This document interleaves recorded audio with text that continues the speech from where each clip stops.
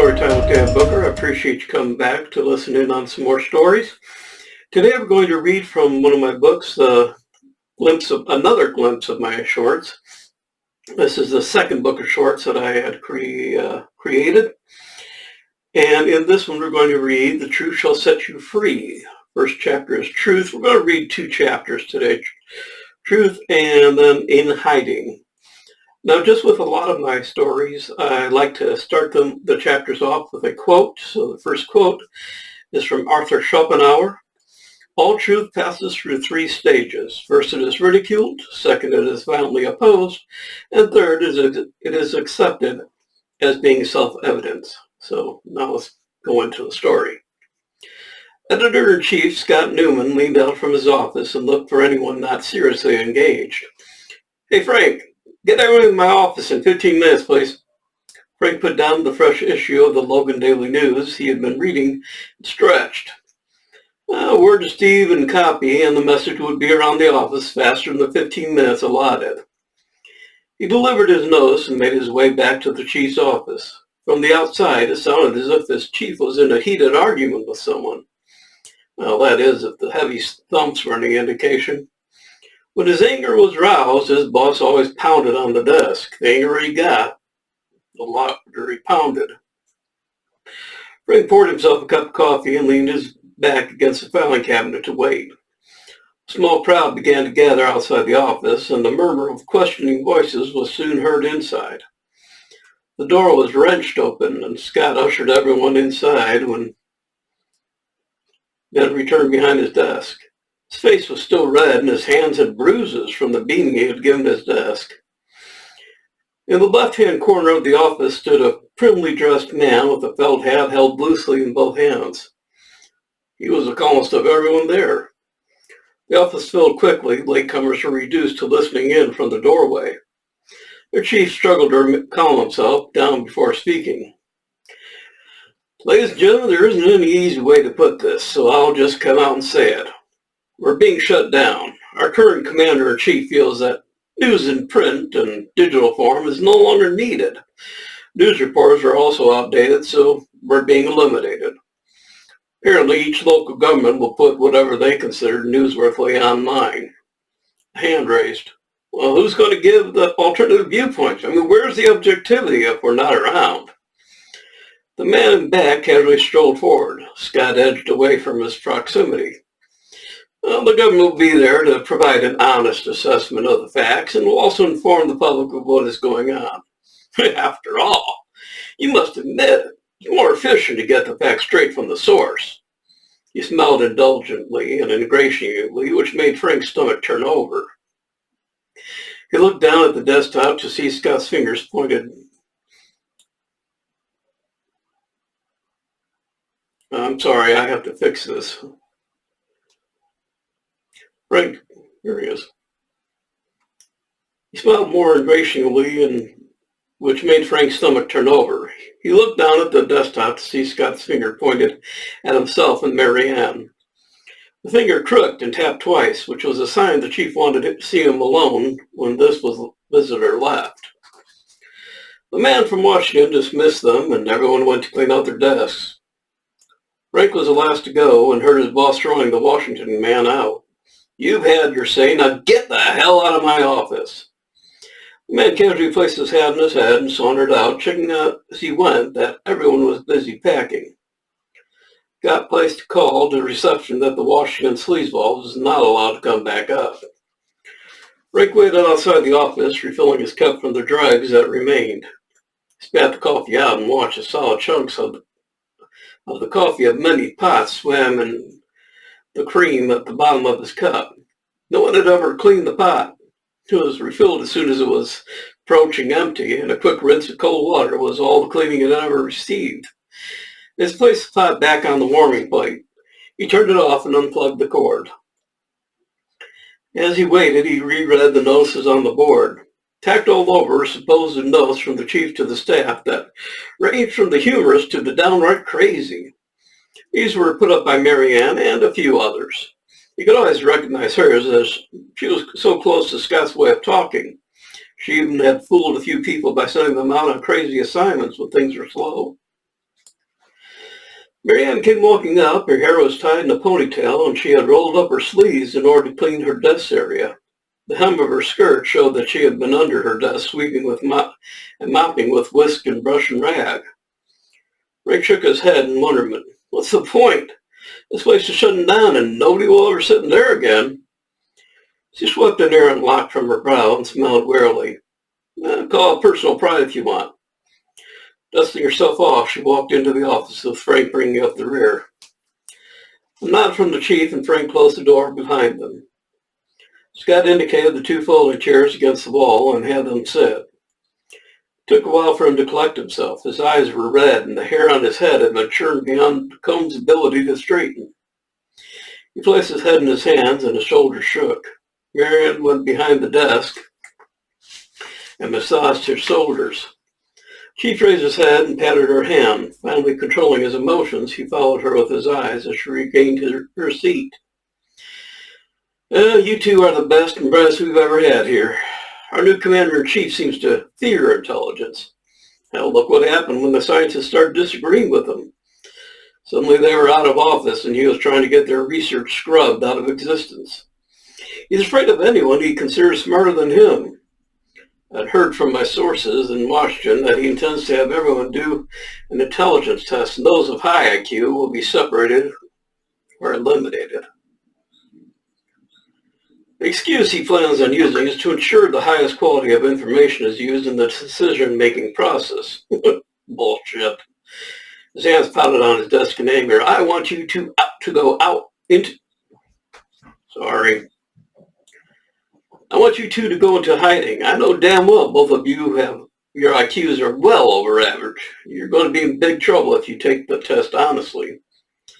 Heck, even if you try and falsify it in your favor, you could still be in trouble. I bet any who score under a certain level will be construed as false readings and brought in for questioning. Take out whatever we can now in cash before they start checking later. Without another word, he stood, resolutely put on his coat, hat, lit a cigar, and walked out the door. Going downstairs and down the street, he never looked back, and they thought they'd never hear from or see him again. Frank and Marianne went to a nearby coffee place and sat outside. Even though it was a warm fall day, the court was empty, and sitting outside gave them a measure of privacy. As they talked, Marianne became slightly unnerved by Frank's nervous tapping.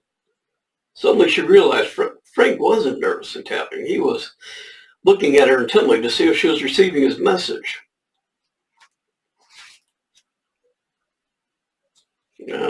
Poopy. Okay. You ever have one of those days? Morse code had long gone out of fashion a long time ago. It wasn't even taught in the Scouts anymore. Marianne lightly tapped out dash, dot, dash, dot, dot, dot, dash, dot, dash, dash. Well, that meant message acknowledged. Both smiled at the recognition of a connection long lost in time. Frank wondered out loud how many still knew of the code. Mary pulled out a notebook out of her purse and handed it over. Made a few variations and, in all honesty, a few improvements. It's a hobby of mine. She pulled out another copy she had for herself. Memorize as much as you can. We can use this to communicate. We'll go crazy if we're oscillated too much. How many of those we know and trust do you think we can use with this with? Frank did a rapid list of it in his head of the people he had contact with, trusted, and might be in trouble. The first list was the people he knew. Next, pared down to who he could trust, and then might be in trouble. He tapped out about 15. Mary had about the same. I made this when I started realizing trouble was brewing. Figured we'd need some way to talk to each other. Just didn't think we'd have to go into hiding so quick. Frank nodded. Yeah, I saw us coming too and fixed up my little hidey hole already. It's all set with a sending set, shortwave radio, and perennial vegetable garden. Figure after they start getting rid of all the intelligentsia, it'll change the money. Converting will be possible for a while, but after that it's a no-go. That way they can flush anyone out that's hiding. Mary settled back in her chair. On the table she tapped out that they should get going. Contact me when you get settled. Taking the last swig of coffee, she combed her cup and walked up towards her apartment. On the table, Frank wrote a suicide note that he would leave prominently in his apartment. His plan was to take a few clothes and leave enough that what was missing wouldn't be distinguishable. Selection of canned goods and a few necessary items would be all he required. He placed the note on the table and took his sidearm, leaving a few shells in the drawer to emphasize the gun was missing. Picked up his duffel and waited until evening before setting out. He had a long way to go when he couldn't take his car. Several legs would be his only transportation for now. Chapter 2 is in hiding. You can keep quiet as you like, but one of these days somebody's going to find you. Haruki Murakami, IQ 84. Okay, hold on one second. I need a drink. I'm getting dry here.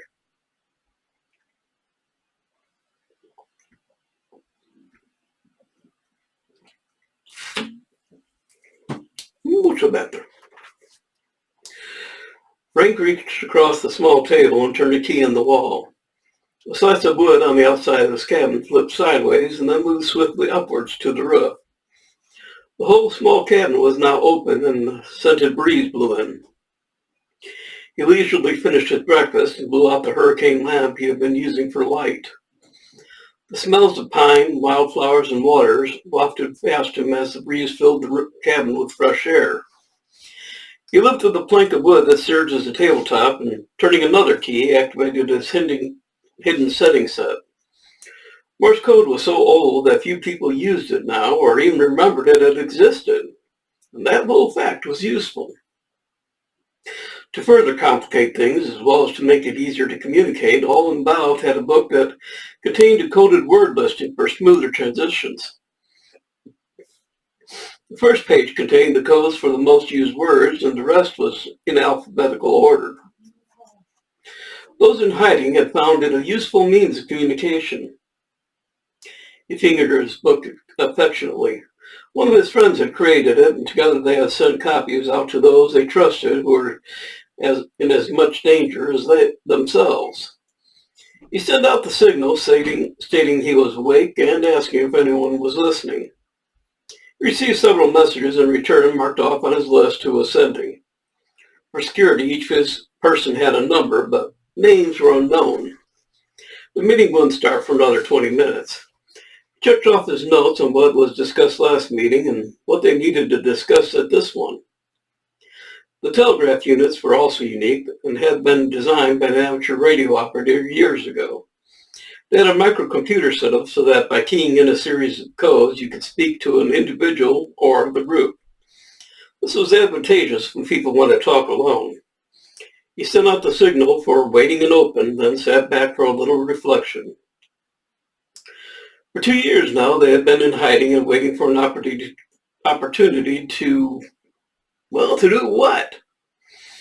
That was what they had been trying to decide all this time. Since the intelligentsia had been outlawed, they had set themselves up in hidden corners and watched disgustingly as ego took over for intelligence and misinformation replaced science.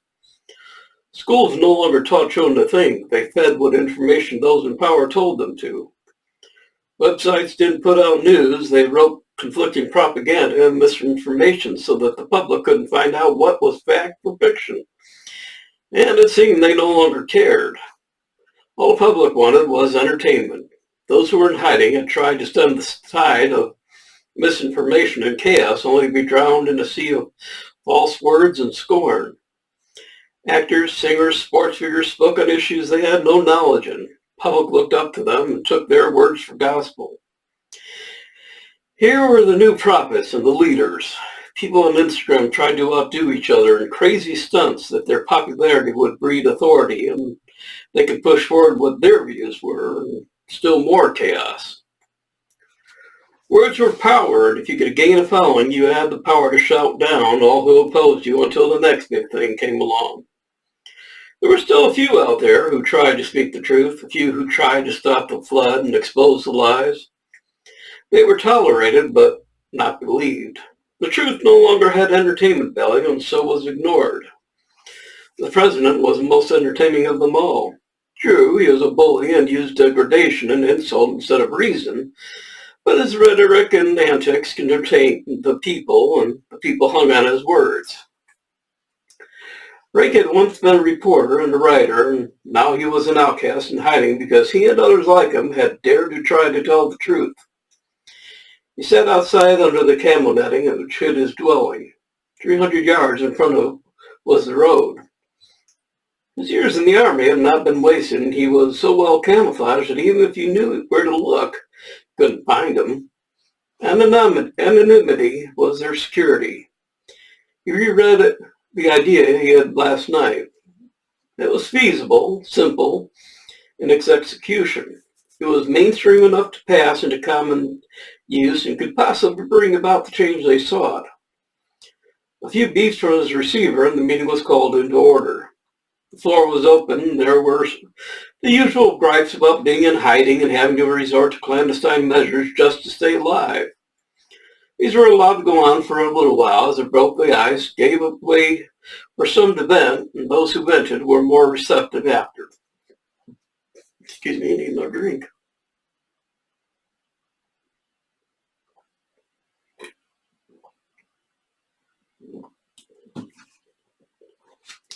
Several ideas were put forth. First was to take over the TV, radio, and internet and force the people to hear the truth. This was so swiftly determined to be impractical as the resources needed weren't readily available. Besides, people wouldn't take to being shouted at. Second was to begin a campaign of truth, billboards, advertising, internet ads, etc. But this too was found impractical. People wouldn't listen. Rank asked for the floor and received a signal that it was his. His idea was simple. We don't have to say much except hint that there is something the current government is keeping from the people. Something staggeringly important. We play on what is brought out and steer things. They do the research and we goad them on. Eventually, every wrong the government has done will be brought out. Once the dam is open, there will be a flood. Some of us can assist the research, and we'll build on that too. He finished. The silence that followed made him nervous. It was 5 minutes before anyone spoke up. It was requested that 48 hours be allowed to vote on the proposal. This will give everyone time to study the dynamics and requirements of putting such a program into action. Thankfully, everyone agreed and signed off. Frank put the kettle on for some fresh tea and went outside to check the snares and look at his garden. Plucking weeds gave him time for reflection.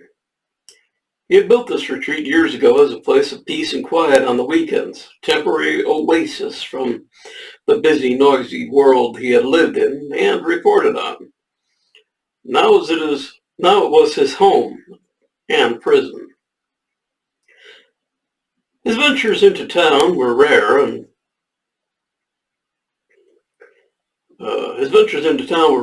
surreptitious, although shopping and hanging out at a park provided him with necessary supplies and current information. Newspapers were no longer allowed, and radios and television were broadcasting almost continual infomercials with no substance. The commercials were broadcast as entertainment.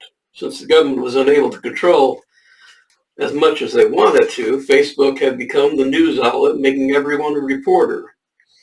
They constantly tried to outdo each other with fantastic stories of bogeymen trying to overthrow the government, scary tales of evil incarnate politicians who were set to rule as demigods and take all freedoms away. Each reporter had their following who ate up whatever was sent out and then resent it to their contacts. Misinformation flowed freely and swiftly. The government jumped onto these. Some stories they verified, some it tried to shut down, but it was too much for anything meaningful to get through. Frank intended to use that fact for their own uses. He sent out a coded message to recipient 14279. This person kept a constant eye on the mood of the people. They were trying to find out when the highest percentage of people were becoming bored with the current status quo and would be ready for the next big thing. So far, the Pullman Index was at 8.5 out of 10. It was falling slowly but steadily. Frank asked for an expected time frame when the rate would be below 5. This was given at 7 months from now. They could be ready. This would be their best time to really start things going. In the meantime, they could prepare for the barrage.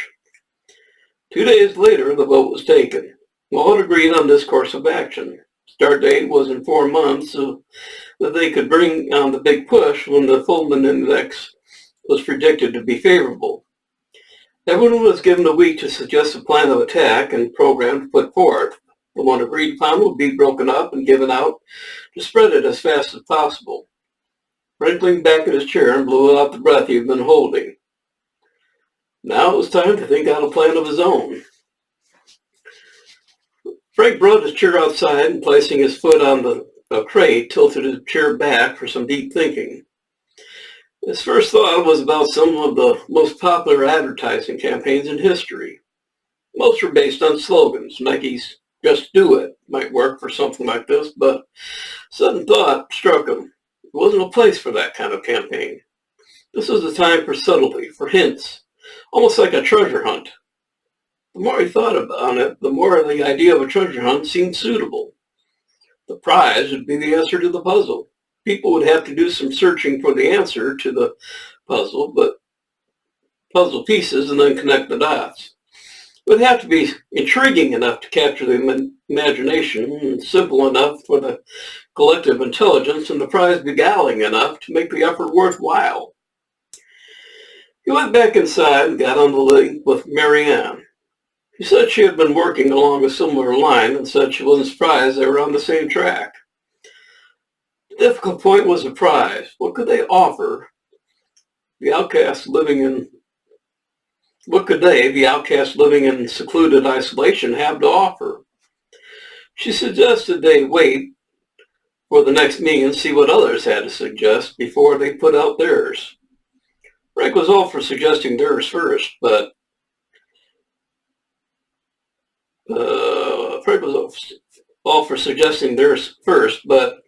had to point it out to him that the first would get lost in the shuffle and the last would be able to be talked about at length. In the meantime, they would try to get together a listing of prizes. Frank pulled up a small folding table and began skinning a rabbit for dinner. He surveyed the animal critically. "Heck, you're big enough for 2. I think a rabbit stew is in order," he said as he finished skinning it. "Good. I could use a bit of dinner." Frank swung round, his gun swinging into his hand in one smooth motion. He dropped the gun as his eyes locked onto his friend and former boss, Scott. After all the time in isolation, the sight of a friend was a welcome one. He was slightly suspicious, though, and looked questioningly at his old boss. "I don't blame you for thinking what you're thinking. I'm alone. You told me about this place 7 years ago in confidence. I spent the last month traipsing around to throw off any suspicion and have doubled back so often I expected to see my own self every now and then." Fred climbed the pine tree and walked into the camouflage stand. Pulling out the binoculars, he swept the horizon carefully to ensure Scott hadn't been followed. He packed the binoculars, climbed down, and folded another chair for Scott, then commenced cooking dinner. Scott knew there were plenty of questions that Frank wanted to ask. He decided to fill him in without his having to ask for them. "I've been living at the paper for a couple of years now. The windows are all boarded and the roof has a solar panel and batteries, so I have just enough electricity. The building used to be a speakeasy and whorehouse. There's a pump in the basement as well as some old beds and mattresses. It's not very stylish, but I call it home. I had to disappear as I was still trying to get some truth out into the open. They started closing in on me after my last tirade. I did a month similar to yours. I left the suicide note and took off for a while, losing anyone who had any interest in my whereabouts. I doubled back and took up residence in the daily basement as soon as I could. I own that building, so I have a right to live there anyways. Nobody knows about the basement, so I'm secure. Doors to it has been locked up with a brick, and I come and go through a hidden wall panel. I guess they used to as an entrance to keep away from the cops." 1 second, I'm sorry.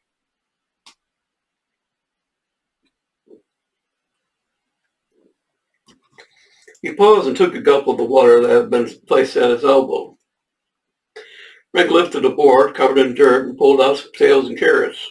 How long can you stay? There's a spare bedroom and plenty to eat. I'd be glad of some company. Gus smiled and settled back in his chair. I'd like to stay a while if you're sure. I wouldn't be in the way. By the way, I'm 719234. Frank looked up in surprise. Not that he was surprised his boss was one of the persecuted, but he thought his boss was 724-983. Brought out his notebook and looked through the conversations. 724-983 sounded a lot like Scott. He showed the information he had collected to him and let him form his own conclusions. Frank, I'm glad to see you kept your reserve. I have to admit, it does sound a lot like my phrasing. I wonder if we could draw them out and figure out if they're just using similar terms or are they trying to impersonate me? Frank gave that some thought. Well, I guess it wouldn't be out of the realm of possibility that someone in our circle could be working for the enemy. If we can figure out who it is, do you think we could do something about it? Scott nodded and read the notes again. He was thinking that if it was someone impersonating himself, then certain words would be prevalent. He did a rough count, and there were enough instances that it couldn't be a chance. Excuse me. If this is someone trying to be me, then they have to be someone I dealt with a lot. I have been changing the way I speak on purpose so as to hide my identity. There are too many habits that would be giveaways. There are plenty of them here.